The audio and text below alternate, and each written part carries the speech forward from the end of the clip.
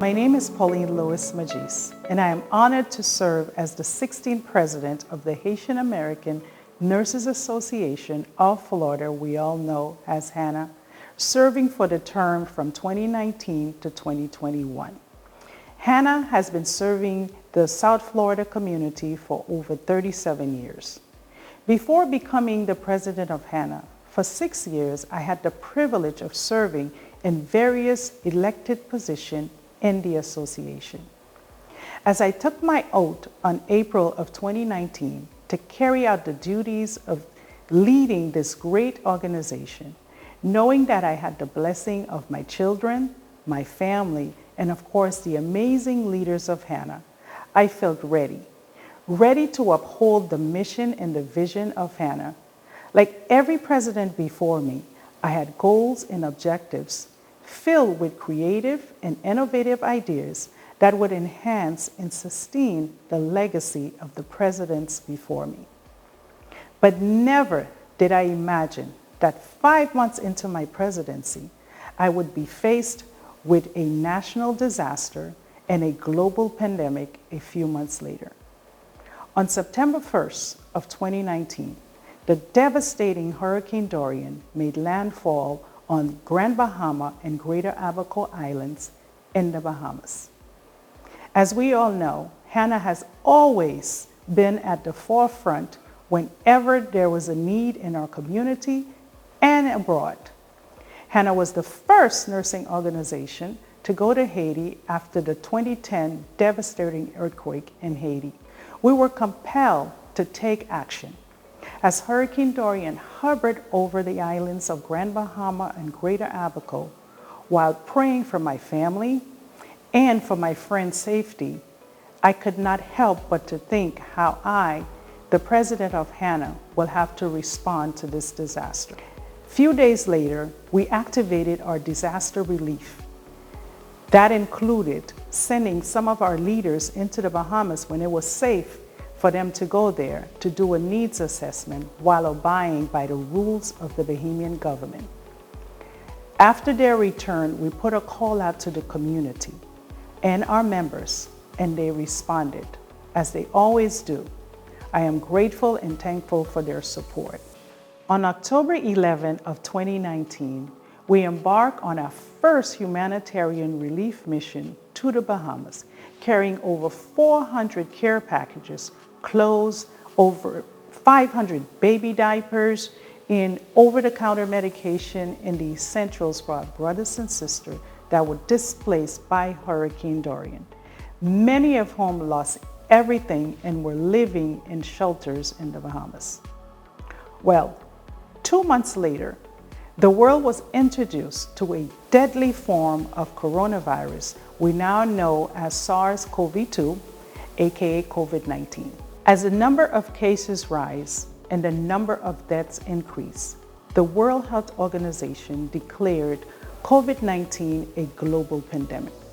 Soon the world started to shut down. The United States will soon follow. 2020 was proclaimed to be the year of the nurse and midwife, to celebrate the contribution of nurses around the world. HANA is an organization of nurses, a health organization. So again, HANA needs to be at the forefront. This time, not just for the community, but for our members who needed us as well. As the president, I had to think of ways to keep our members engaged, motivated, and keep them safe while advocating for them and our community. Our members needed to be safe while providing care for infected patients. So we started to reach out for PPE donation and also purchase some for our members and for nurses in Haiti as well. Once again, our members in the community responded to our call for help. As the shutdown prolonged, I am grateful for virtual applications such as Zoom and social media. Utilizing Zoom and social media, like everyone else around the world, we were able to connect with our members and the community. One of my goals as president of HANA was to revamp HANA's radio and TV show called Koze Sante Live with HANA, which is a health talk show that we do to educate our communities. First, we started using Zoom and Facebook to deliver relevant information about COVID-19 and not forgetting the people that were still dealing with chronic diseases such as hypertension, diabetes, cancer, heart disease, etc. Throughout the process of the pandemic, the need to educate ourselves and our community about this deadly virus was clear. Being a nonprofit organization, our sole source of funding comes from the generosity of our members and the community. Hopefully, by watching this, you will be compelled to make a donation. We continue to use our social media platform to connect and educate our community. The visibility allowed for more connections and collaboration, which included me being a part of Miami-Dade County Master Program, where I had the honor of doing a public service announcement in Creole on the importance of wearing a mask.